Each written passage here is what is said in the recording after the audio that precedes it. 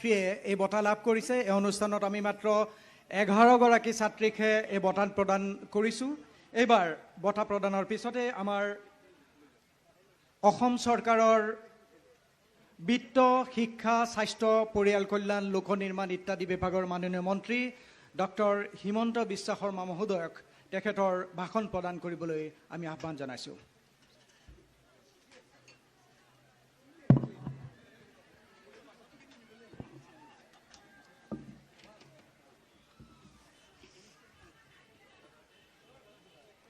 ভাল, সবৰ খবৰ ভাল। কালি হেপী নিউ ইয়াৰ হৈ গ'ল সবৰে। পিকনিক নে ঘৰতে? কোনে কোনে ঘৰত?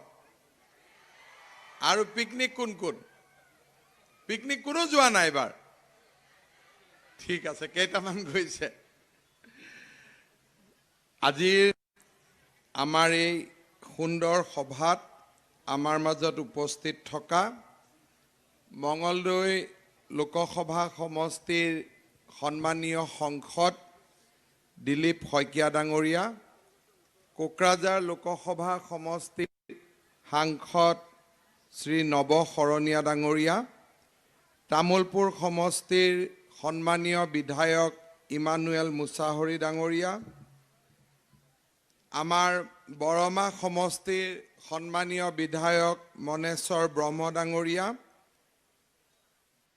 স্থানীয় বিধায়ক চাপাগুৰি সমষ্টিৰ সন্মানীয় বিধায়ক থানেশ্বৰ বসুমতাৰী ডাঙৰীয়া,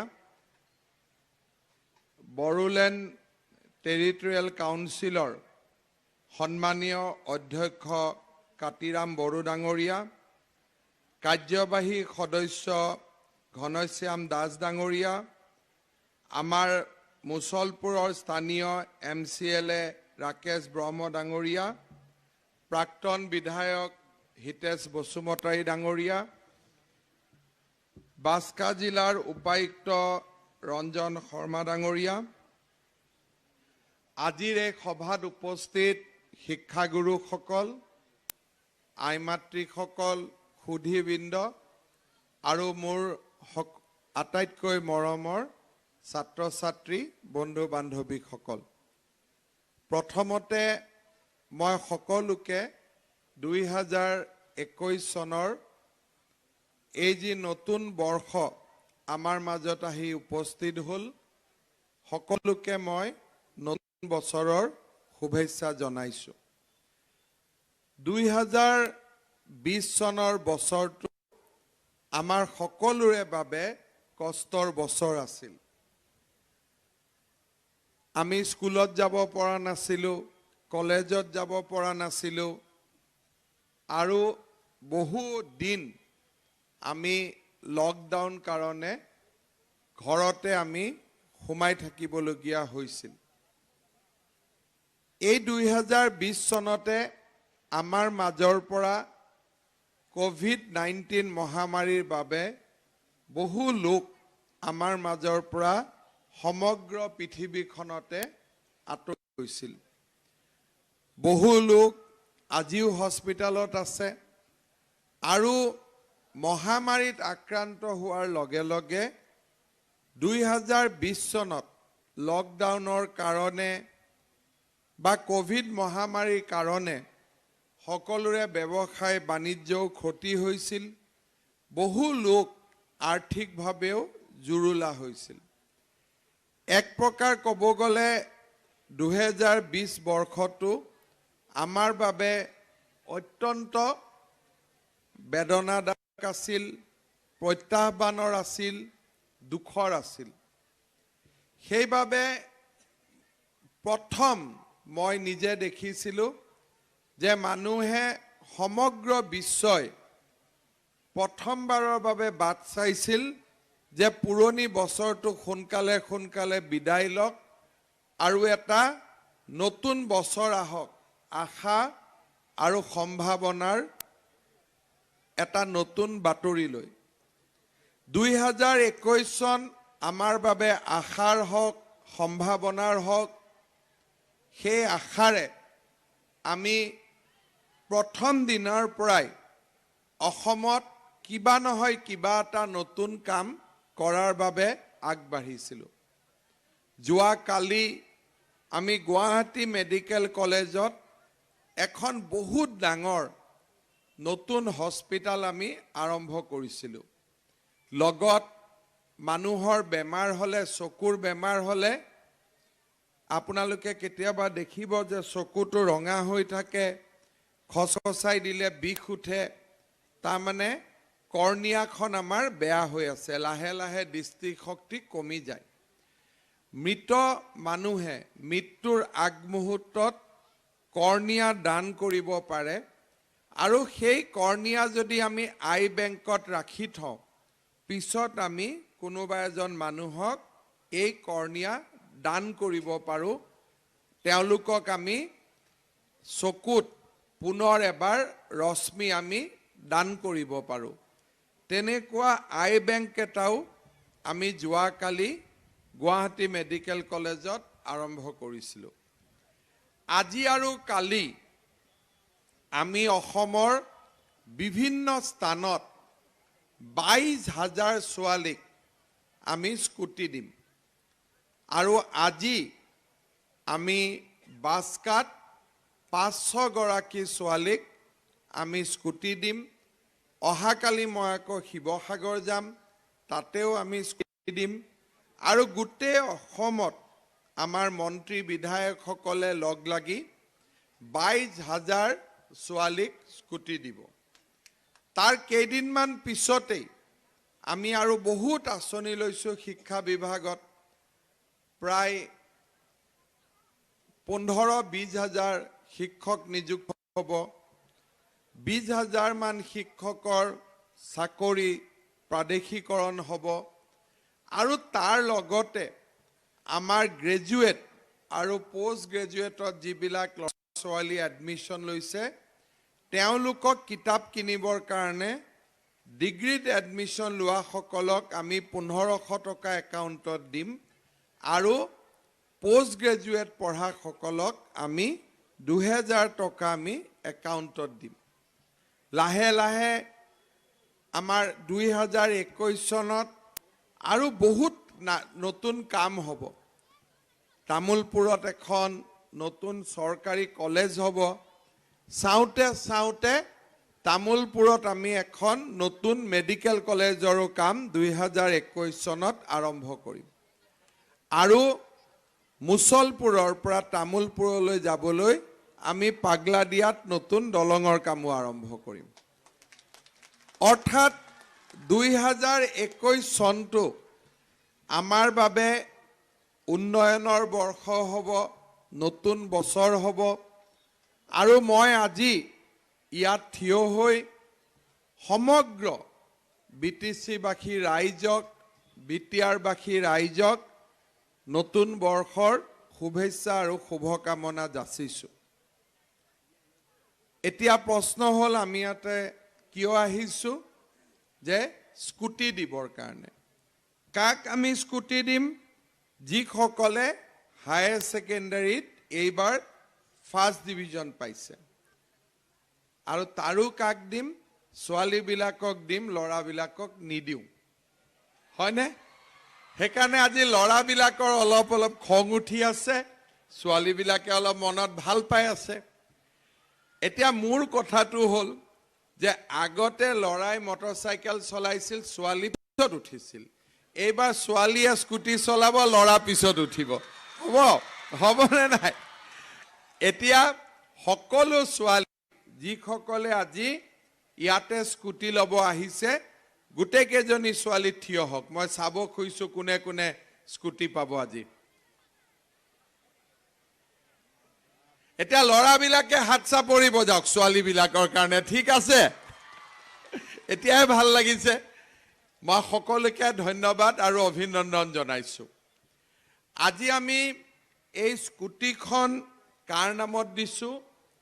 এই স্কুটিৰ যিটো পুৰস্কাৰ, এই পুৰস্কাৰ দিয়াৰ মূল কাৰণটো হ'ল, মোক বহুত ল'ৰাবিলাকে ফেচবুকত লিখি আছে যে ছাৰ আমাক কিয় স্কুটি নিদিয়ে? কিছুমানে কৈছে আপুনি আমাক কিয় স্কুটি নিদিয়ে? হয়নে নহয়? তেতিয়া মই কৈছো যে লৰায়ো স্কুটি পাব, কিন্তু তাৰ আগতে আমি কেইটামান কথা বুজি পাব লাগিব। আমাৰ ঘৰত যেতিয়া 3জনী ছোৱালী জন্ম হয় বা 2জনী ছোৱালী থাকে আৰু 2জন ল'ৰা যেতিয়া এখন ঘৰত থাকে, দেউতাক মাক খেতি কৰে, কষ্ট কৰে, বহুত কষ্ট কৰি ল'ৰা ছোৱালীকেইটাক পঢ়ায়।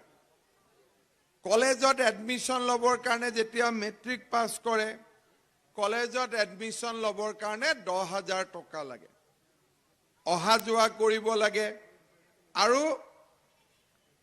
4টা সন্তানক একেলগে পঢ়ুৱাটো সম্ভৱ নহয়। তেতিয়া দেউতাক মাকে কি কৰে, আমাৰ গাঁৱত ছোৱালী কেইজনীক সোনকালে বিয়া দিব খোজে আৰু ল'ৰাক কলেজত পঢ়াব খোজে, হয়নে নহয়? মোৰ মা অন্তত মোক এইটো কৈ থাকে। মোৰ মায়ে তেতিয়া মেট্ৰিকত নলবাৰীত মাৰ জন্ম, মায়ে কয় ল'ৰাকেইটাক পঢ়াব লাগে কাৰণে তাই মোক সোনকালে তোৰ দেউতাৰ লগত বিয়া পাতি দিল। এতিয়া আমি অসমত চাইছো যে যদিও আজিকালি দেউতাক মাকে ছোৱালীৰ শিক্ষাৰ কথা বহুত মনত ৰাখে, বা আজিকালি আগৰ দৰে নহয়, দেউতাক মাকে ছোৱালীক সোনকালে বিয়া দিব নোখোজে, শিক্ষিত কৰিব খোজে, তথাপিতো বিভিন্ন অৰ্থনৈতিক কাৰণত এতিয়াও আমাৰ অসমত ল'ৰা আৰু ছোৱালীৰ মাজত উচ্চ শিক্ষাৰ পৰা ছোৱালীসকল এতিয়াও পিছ পৰি আছে। ৰিজাল্টত পিছ পৰি থকা নাই, ৰিজাল্টত ছোৱালী আগুৱাই আছে। অৰ্থাৎ যদি কোনোবা দেউতাক মাকে কলেজলৈকে ছোৱালীক পঢ়াইছে, পঠাইছে, ছোৱালীয়ে ভাল ফল কৰিছে, কিন্তু দেউতাক মাকে পঠাব লাগিব। আৰ্থিক দুৰৱস্থাৰ কাৰণে বহুত দেউতাক মাকে ছোৱালীসকলক কলেজত নপঠায়, আৰু যদি ভাল দৰা পায় বিয়াও দি দিয়ে। আমাৰ উদ্দেশ্য হ'ল যে ল'ৰা আৰু ছোৱালী দুইটাই ভগৱানৰ আমাৰ মানৱ সমাজৰ প্ৰতি উপহাৰ। আমাৰ হিন্দু সমাজত আমি জননী জন্মভূমি স্বৰ্গাদপি গৰীয়সী, অৰ্থাৎ মোৰ মা আৰু মোৰ জন্মভূমি স্বৰ্গতকৈও শ্ৰেষ্ঠ। জন্মতে মাৰ কোলাত আমি জন্ম লওঁ, আৰু মন্দিৰত গৈও সৰুতে আমি যিটো পূজাৰ বিষয়ে শিকো, দুৰ্গা পূজা, মাৰ পূজা, মা কামাখ্যাৰ যেতিয়া কথা মনত পৰে, সেই মহামায়াৰ স্বৰূপটোৱে আমাৰ মনত পৰে। অৰ্থাৎ আমাৰ সনাতন হিন্দু ধৰ্মত পঢ়িবৰ কাৰণেও আমি সৰস্বতীক পূজা কৰিব লাগে, আৰু ঘৰত লক্ষ্মীৰ বাবেও মা লক্ষ্মীকে পূজা কৰিব লাগে। অৰ্থাৎ হিন্দুত যদি উপাৰ্জন কৰিব লাগে তেতিয়াও মাতৃক পূজা কৰিব লাগে, আৰু পঢ়া শুনা কৰিব যদি লাগে তেতিয়াও আমি মাতৃকে পূজা কৰিব লাগে, লক্ষ্মী আৰু সৰস্বতীক আমি পূজা কৰিব লাগে। আমাৰ সনাতন হিন্দু ধৰ্মত মহিলাক আমি মহিষী পূজা কৰাৰ পিছতো অসমৰ ইতিহাসত আমি মূলা গাভৰু, কনকলতাৰ দৰে মহিষী মাতৃসকলক দেখাৰ পিছতো আমাৰ সমাজত কৰবাত নহয় কৰবাত আমি এতিয়াও ছোৱালীসকলক লৈ ৰক্ষণাবেক্ষণ বা ৰক্ষণশীল আমি হৈ আছো। আজি যেনেকে মই মচলপুৰত আহিছো, 500 ছোৱালীয়ে ইয়াতে স্কুটি পাইছে। কিয়? তেওঁলোকৰ মাক দেউতাকে, যাক আজি আমি ইয়াতে প্ৰণাম জনাইছো, এই মাক দেউতাকে ছোৱালীক কেইগৰাকীক মেট্ৰিকলৈকেও পঢ়ালে, হায়াৰ ছেকেণ্ডাৰীলৈকেও পঢ়ালে, আৰু আগলৈকেও পঢ়াব। কিন্তু আমি যদি অলপ ওচৰে পাজৰে চাওঁ, বিশেষকৈ আমাৰ অসমৰ চৰ অঞ্চলত যদি আমি চাওঁ, আজি যি বয়সত মোৰ হাতৰ পৰা ছোৱালীয়ে স্কুটাৰৰ চাবি ল'লে, স্কুটিৰ চাবি ল'লে, সেই একে বয়সতে সেই একেই ছোৱালী 6 গৰাকী 7 গৰাকী সন্তানৰ মাতৃ হৈছে। 14 বছৰত 12 বছৰত বিয়া হৈছে আৰু 24 বছৰৰ ভিতৰত 22 বছৰৰ ভিতৰত 4টা 5টা সন্তানৰ মাতৃ হৈছে। মই যেতিয়া বৰপেটা মেডিকেল কলেজত যাওঁ, প্ৰসূতিৰ যি কোঠা আছে তাতে যেতিয়া খবৰ ল'ব যাওঁ, আমাৰ বৰপেটাৰ বহুত মহিলা, বিশেষকৈ বাগবৰ জনিয়া চৰ অঞ্চলৰ মহিলা বুলি ক'ব নোৱাৰি, মোৰ ঘৰৰ ছোৱালীজনীৰ যিমান বয়স সিমানেই বয়স। প্ৰথম সুধিলে বয়সটো লুকাই দিয়ে, কিমান বয়স মা? বোলে 22 বছৰ। কিন্তু দেখিলে গম পাই যে 14 বছৰৰ ওপৰত নহয়। মই ডক্টৰক সোধো যে ডক্টৰ বয়স কিমান? বোলে ছাৰ মেক্সিমাম 15ৰ পৰা 16। এইটো কিমান নম্বৰ বাচ্চা? বোলে 3 নম্বৰ। তাৰমানে আপোনালোকে চিন্তা কৰক যে আমি যি হেন্দি কলেজ, বৰমা কলেজৰ যি ছোৱালীবিলাকক আমি দেখিছোঁ, সেইটো আচল ছবি নহয়। আচল ছবি হ'ল যে অসমৰ এতিয়াও 30% ছোৱালীয়ে 20 বছৰ 22 বছৰত 6টা 5টা 4টা 3টা সন্তানৰ মাতৃ হৈছে। আৰু বহুত ছোৱালীয়ে ঘৰৰ আৰ্থিক দৈন্যতাৰ কাৰণে মনত বহুত ইচ্ছা থকা সত্ত্বেও কলেজত পঢ়িব আহিব পৰা নাই। আজি কেতিয়াবা মহিলাসকলৰ লগত মোৰ কথা বতৰা হয় আৰু আত্মসহায়ক গোটবিলাককো আমি লগ পাওঁ। বাইদেউ কিমানলৈকে পঢ়িছিলি? বোলে মেট্ৰিক। কোনোবাই ক'ব হায়াৰ ছেকেণ্ডাৰী। তাৰমানে আজিৰ পৰা 20 বছৰ আগলৈকে আজি যিমান ছোৱালী কলেজলৈকে গৈছে, স্কুললৈকে গৈছে, সিমান ছোৱালী আমাৰ সমাজখনতো যাব পৰা নাছিলে। আৰু ক'ব গ'লে অসমৰ জনজাতীয় সমাজখনতো ছোৱালীসকল বহুত আগবঢ়া হ'লেও দেউতাক মাকে ছোৱালীৰ শিক্ষাৰ কাৰণে এতিয়াও ল'ৰাৰ কাৰণে যিমান কৰিব খোজে, ছোৱালীৰ কাৰণে কৰবাত নহয় কৰবাত আমি এতিয়াও অলপ হ'লেও পিছ হুহুকি আছো।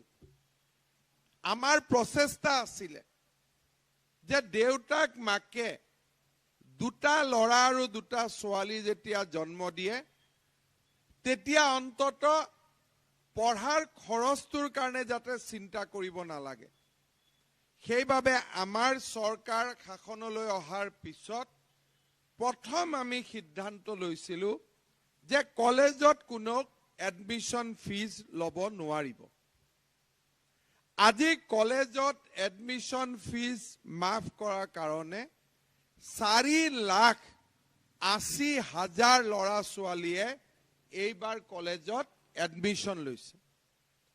তাৰ পিছত আমি সিদ্ধান্ত লৈছিলোঁ যে ক্লাছ 8লৈকে নহয়, 9, 10, 11, 12তো ল'ৰা ছোৱালীৰ কিতাপ বিনামূলীয়াকৈ পাব লাগিব। আগতে ক্লাছ 8লৈকে আছিলে।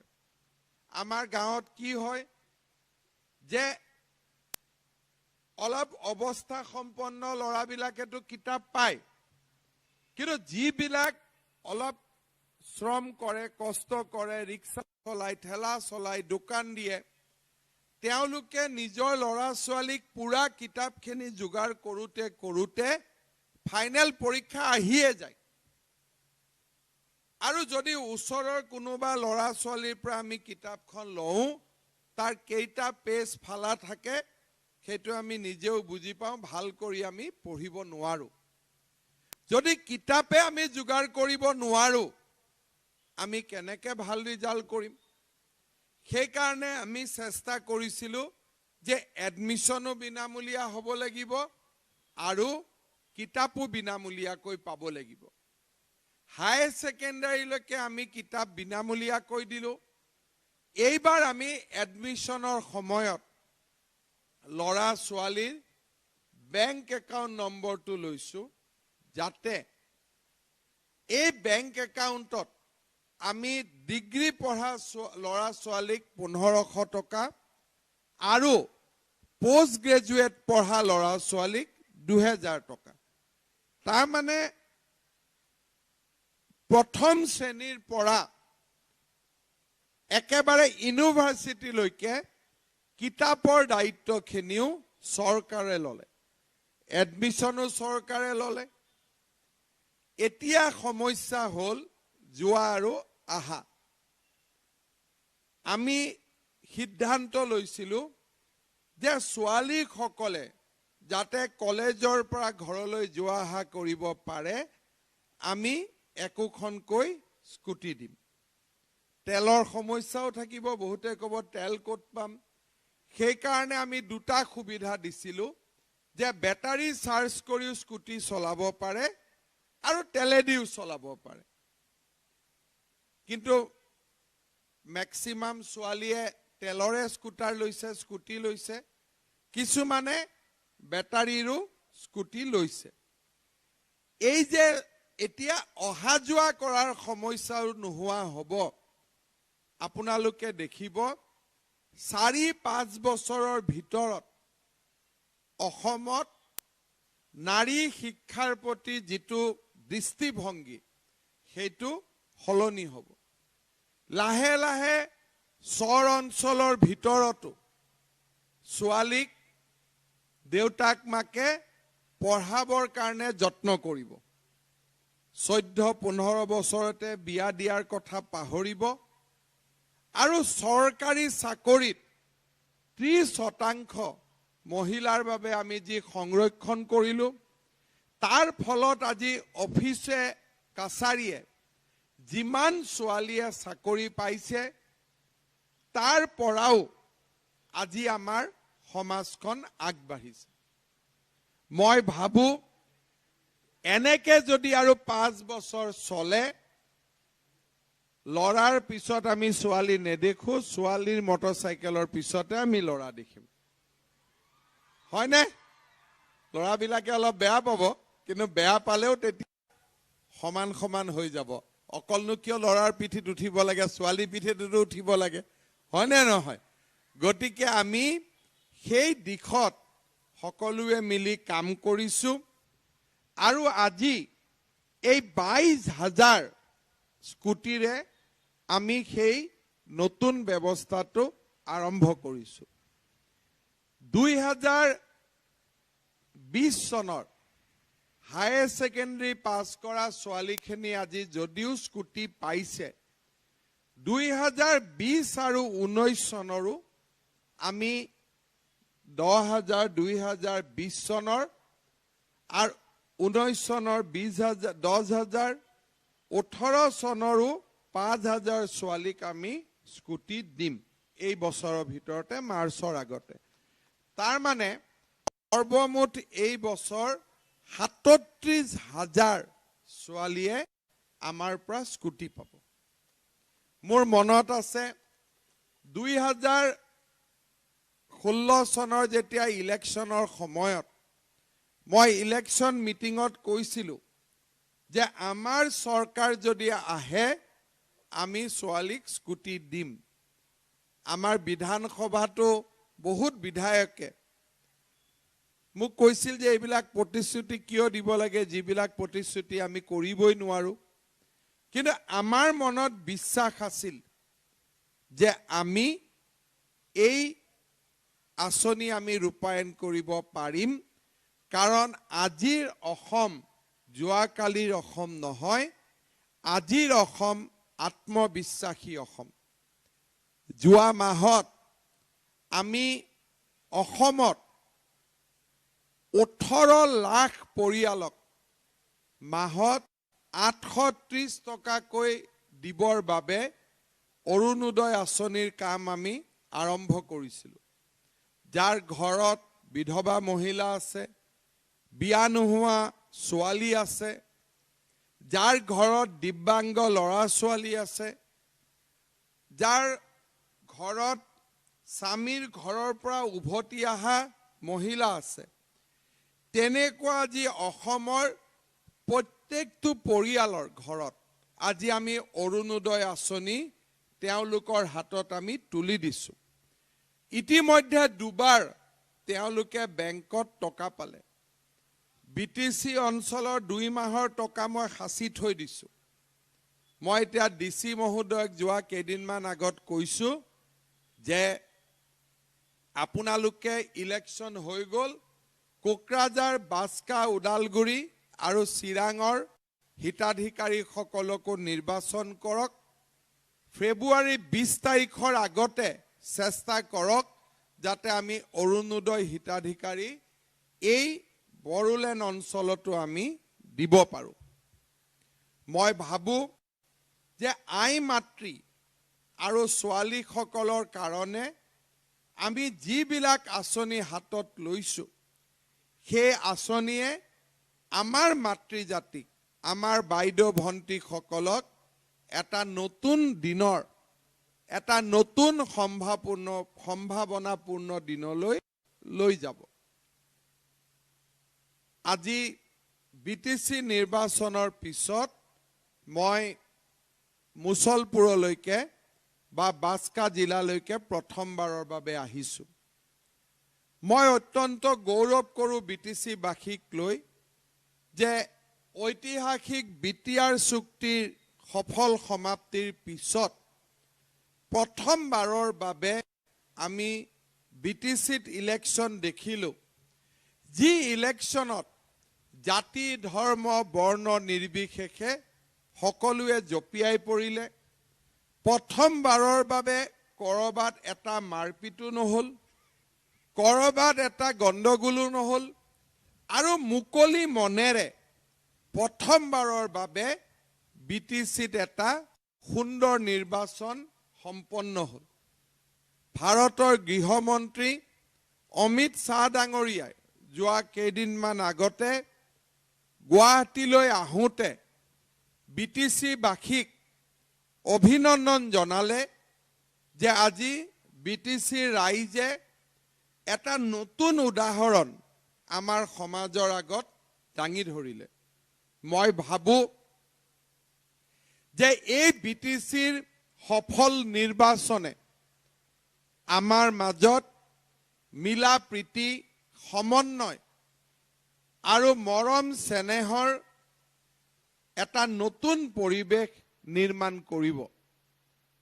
BTC আছিল আৰু BTCয়ে বহুত কামো কৰিছে, কিন্তু তাৰ পিছতো BTCয়ে একাংশ ৰাইজৰ মনত আস্থা আৰু বিশ্বাসৰ পৰিৱেশ নিৰ্মাণ কৰিব পৰা নাছিল, কাৰণ আমাৰ মাজত এখন পৃথক বড়োলেণ্ডে হওক বা আন বিভিন্ন ৰাজনৈতিক সমস্যা আমাৰ মাজত চলি আছিল। আজি অখণ্ড অসমৰ পৰিসীমাৰ ভিতৰত এখন সৰ্বাংগ সুন্দৰ বড়োভূমিৰ সপোনেৰে আমি BTC নিৰ্বাচন সমাপন কৰিলোঁ। এই BTC নিৰ্বাচনৰ সমাপনৰ পিছত আজি সকলো জাতি উপজাতিৰ মাজত সমমৰ্যাদা, সম অধিকাৰ আৰু সমন্বয়ৰ নতুন ৰাস্তাৰে খোজ কাঢ়াৰ এটা নতুন পৰিৱেশ নিৰ্মাণ হৈছে।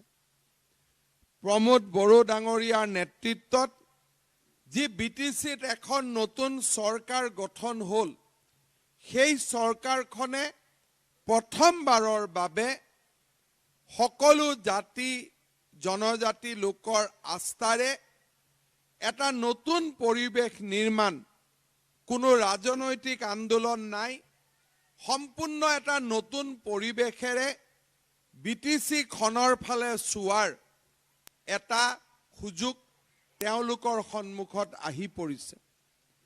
আজি আমাৰ এই মুছলপুৰত বিটিচিবাসী ৰাইজ উপস্থিত আছে।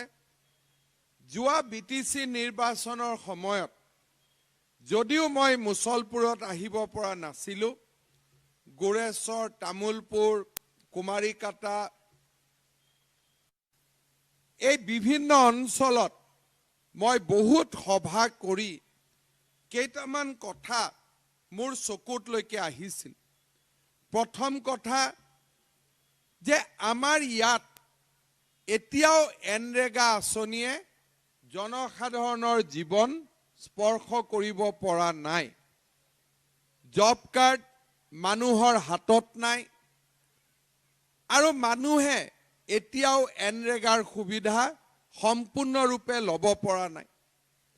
আমি যি বিনামূলীয়া চাউল দিওঁ সেয়া মানুহে সম্পূৰ্ণভাৱে তাৰ সুবিধা গ্ৰহণ কৰিব পৰা নাই।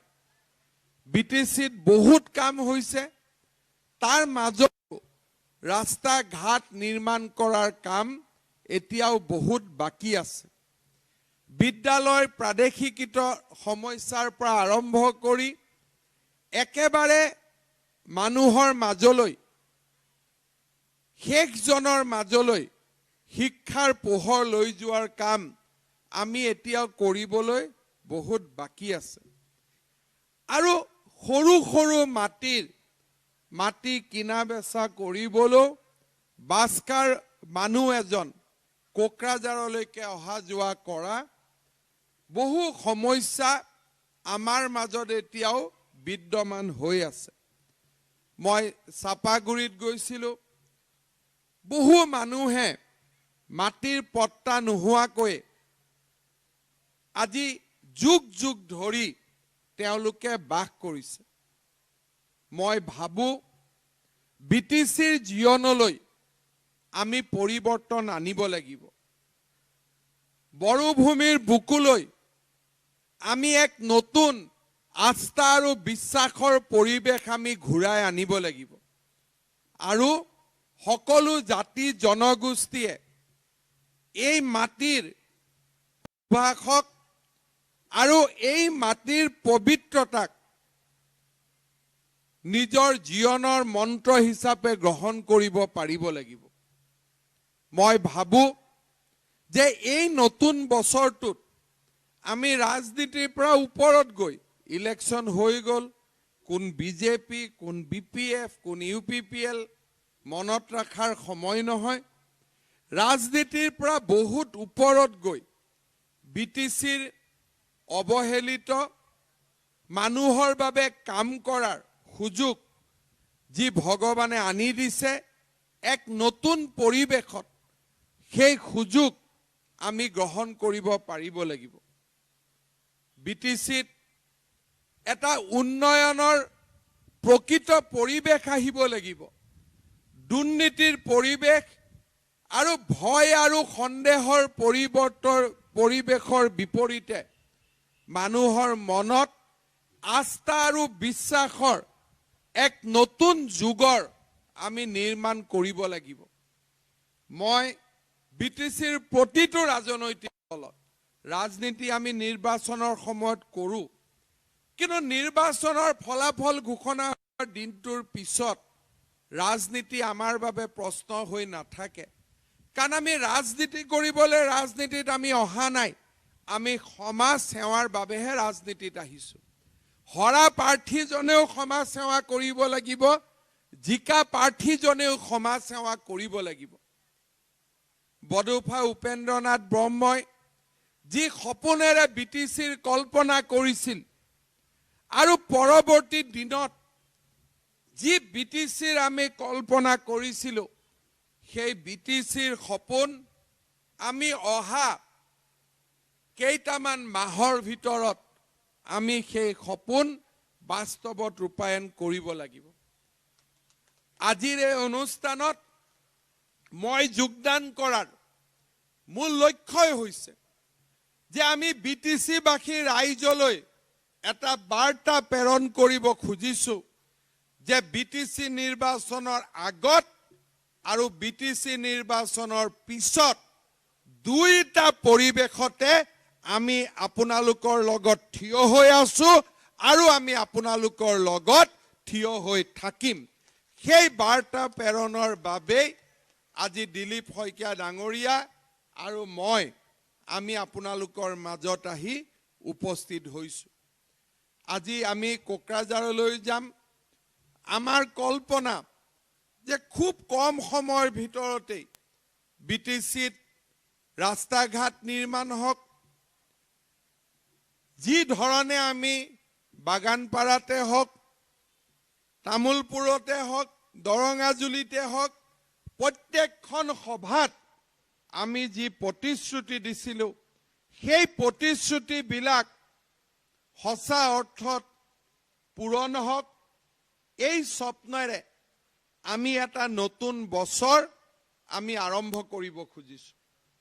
মই আশা কৰোঁ যে বিটিচিবাসী ৰাইজে আমাক আশীৰ্বাদ কৰিব আৰু আমি বিটিচিৰ সকলো লগ হৈ, এয়া নহয় যে মই বিজেপিৰ কাৰণে BJP, UPPL, BPF, AGP, Congress যিমান আমি আছো, বিটিচিবাসী ৰাইজ আমি সকলোৱে লগ হৈ এই যি বিটিচিৰ কল্পনা আছিল, বিটিচিৰ যি সপোন আছিল, সেই সপোন আৰু কল্পনাক আমি বাস্তৱত ৰূপায়ণ কৰিবলৈ আমি চেষ্টা কৰিম। যোৱা 20 বছৰ ধৰি মই অসমৰ মন্ত্ৰী হৈ আছিলো। যিকোনো কাৰণতে মুছলপুৰ, দিহিৰা এই অঞ্চলবিলাকত বাগানপাৰা আমাৰ অহা যোৱা নহৈছিল।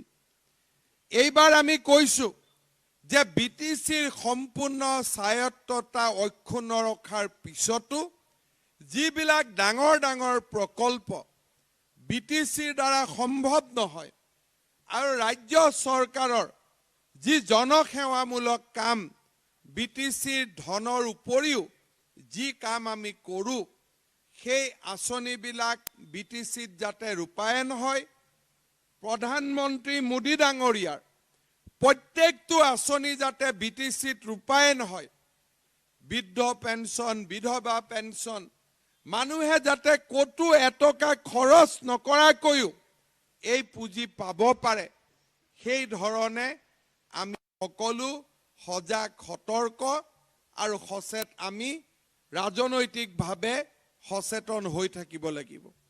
মই ভাবো যে এই নতুন বছৰৰ আৰম্ভণিৰ দিনা এই সংকল্পেৰে আমি সকলো আগুৱাই যাম আৰু বিটিচিৰ সপোন আমি বাস্তৱত ৰূপায়ণ কৰিম। আজি বিটিচিলৈ অহাৰ মোৰ লক্ষ্য আছিল যে বিটিচিৰ বিশেষকৈ বাস্কাৰ আমাৰ নতুন পুৰুষ, মোৰ মৰমৰ ছাত্ৰীসকলক মৰম জনোৱা, অভিনন্দন জনোৱা আৰু তাৰ লগে লগে বিটিচিবাসী ৰাইজলৈ আমাৰ প্ৰণাম জনাই এটা বাৰ্তা প্ৰেৰণ কৰাৰ বাবে আমি আহিছিলো যে নিৰ্বাচনৰ সময়ত নহয়, প্ৰতিটো ক্ষণ, প্ৰতিটো পল আমি বিটিচিবাসী ৰাইজৰ কাৰণে কাম কৰিম আৰু এই তামোলপুৰ, বাস্কা, চিৰাং আৰু কোকৰাঝাৰৰ জীৱনলৈ আমি প্ৰতিটো সমাজৰ প্ৰতিজন মানুহক স্পৰ্শ কৰিব পৰাকৈ আমি এক নতুন পৰিৱৰ্তন নমাই আনিম। পুনৰ এবাৰ বিটিচিবাসী ৰাইজক মোৰ শ্ৰদ্ধা আৰু প্ৰণাম জনাই আজি যিসকল ছোৱালীয়ে ডক্টৰ বাণীকান্ত কাকতি বঁটাৰে বিভূষিত হ'ল, তেওঁলোকক মই পুনৰ এবাৰ অভিনন্দন জনাইছো। বাস্কা জিলাৰ উপায়ুক্ত ৰঞ্জন শৰ্মা ডাঙৰীয়াই ডক্টৰ বাণীকান্ত কাকতি ডাঙৰীয়াৰ বিষয়ে আপোনালোকক কৈছে। গুৱাহাটী বিশ্ববিদ্যালয়ৰ তেওঁ কলা গুৰু আছিলে। অসমৰ ভাষা সাহিত্যৰ প্ৰতি তেওঁ প্ৰাণ ভৰি বৰঙণি আগুৱাইছিলে। অসমীয়া ভাষাই ডক্টৰ বাণীকান্ত কাকতিৰ গৱেষণাৰ ফলত এটা নতুন ৰূপ পাবলৈ সক্ষম হৈছিল।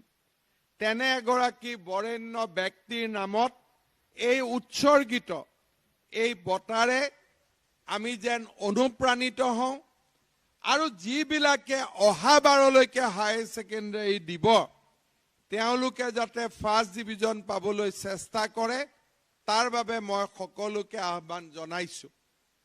কেইদিনমান আগতে মই এখন মিটিঙত গৈছিলোঁ। মোক এজনী ছোৱালীয়ে কৈছিল, ছাৰ অহাবাৰ যাতে স্কুটিৰ স্কিমটো বন্ধ হৈ নাযায়। মই ছোৱালীজনীক কৈছিলোঁ যে বন্ধ হৈ নাযায়। আৰু আজিৰ সভাত মই ক'ব খুজিছোঁ যে অহাবাৰ যদি 1 লাখ ছোৱালীয়েও ফাৰ্ষ্ট ডিভিজন পায় আমি 1 লাখ স্কুটি হ'লেও ছোৱালীসকলৰ মাজত আমি দিম। গতিকে সকলোৱে ফাৰ্ষ্ট ডিভিজন পাব লাগে, তাৰ চেষ্টা আমি কৰিব লাগিব। আৰু অহাবাৰ ল'ৰাবিলাকৰ কাৰণেও কিবা চিন্তা কৰিম, ঠিক আছে। তাৰ লগে লগে মই বাস্কা জিলাৰ আয়ুক্ত মহোদয়ক দুটা অনুৰোধ কৰিম। যিবিলাক ছোৱালীয়ে আজি ইয়াতে স্কুটি পালে তেওঁলোকে এটা অভিজ্ঞতা হ'ব লাগে যে অফিচত গৈ দ্বিতীয় অফিচত গৈ মই লাইসেন্সখন ললো, মোৰ 1 টকাও খৰচ নহল। কোনেও মোৰ লাইসেন্সৰ কাৰণে 1 টকাও লোৱা নাই। মই বিটিচিৰ আমাৰ বাস্কা জিলাৰ উপায়ুক্ত আৰু বাস্কাৰ আৰক্ষী অধীক্ষক মহোদয়ক মই অনুৰোধ কৰিম যে এই ছোৱালীসকলে যিসকলে কালিৰ পৰা বাস্কাৰ দ্বিতীয় অফিচত লাইসেন্সৰ কাৰণে যাব, দ্বিতীয় SP আৰু DC তিনিওজনে লগ হৈ এটা নিয়ম বনাই ল'ব যাতে সকলোৱে সুন্দৰভাৱে এটকা খৰচ নকৰাকৈও লাইসেন্স পায়। আৰু মোৰ বিশ্বাস দ্বিতীয় ডাঙৰীয়াৰ উদ্যোগত সকলোৱে লাইসেন্স পাব। আৰু বাস্কাত মই আজি এদিনৰ বাবে অহা নাই, মই আহিয়ে থাকিম, ঠিক আছে না? বেয়া পাব নেকি আহি থাকিলে? গতিকে আহিয়ে থাকিম।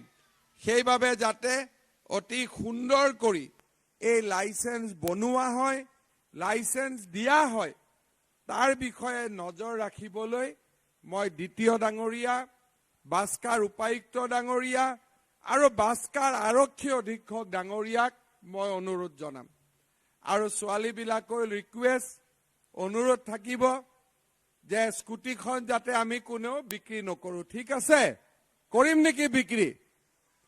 আমি নকৰোঁ হা। দেউতাই ক'লেও নকৰোঁ বোলে, নহয় দেউতা বিক্ৰী কৰিব দিলেও মই আগতে হিমন্ত বিশ্ব শৰ্মাক সুধিব লাগিব, ঠিক আছে? মোৰ পাৰ্মিশ্যন নহ'লে কোনো বিক্ৰী নাই হা, ঠিক আছে না? মামাৰ পাৰ্মিশ্যন নহ'লে কোনো স্কুটি বিক্ৰী নহ'ব, ঠিক আছে নে নাই? এইটো নিয়ম 1 নম্বৰ। 2 নম্বৰ, লাইসেন্স নোহোৱাকৈ কোনেও স্কুটি নচলাওঁ। 3 নম্বৰ, আমি কেতিয়াবা ইলেকশ্যন মিটিঙত অকণমান জেগা হেলমেট নিপিন্ধাকৈ স্কুটি চলাই দিওঁ, কিন্তু ছোৱালীয়ে হেলমেট নিপিন্ধাকৈ স্কুটি চলাব নোৱাৰিব, ঠিক আছে? এই 3টা নিয়ম আমি মনত ৰাখিব লাগিব। আৰু মই ভাবোঁ এই স্কুটিখনেৰে আমি কলেজত নিয়মীয়াকৈ যাম, আমাৰ এটেণ্ডেঞ্চ বাঢ়িব, ক্লাছত আমাৰ এটেণ্ডেঞ্চ বাঢ়িব, ইউনিভাৰ্চিটিলৈকে আমি যাব পাৰিম, ডক্টৰ হ'ম, ইঞ্জিনিয়াৰ হ'ম, আমাৰ সমাজখনলৈ আমি পৰিৱৰ্তন আনিম। পুনৰ এবাৰ সকলোকে মোৰ মৰম চেনেহ আৰু যিসকল অগ্ৰজ ব্যক্তি ইয়াত উপস্থিত আছে সকলোৰে শ্ৰী চৰণত সেৱা জনাই মই মোৰ বক্তব্যৰ সামৰণি মাৰিছোঁ। ধন্যবাদ।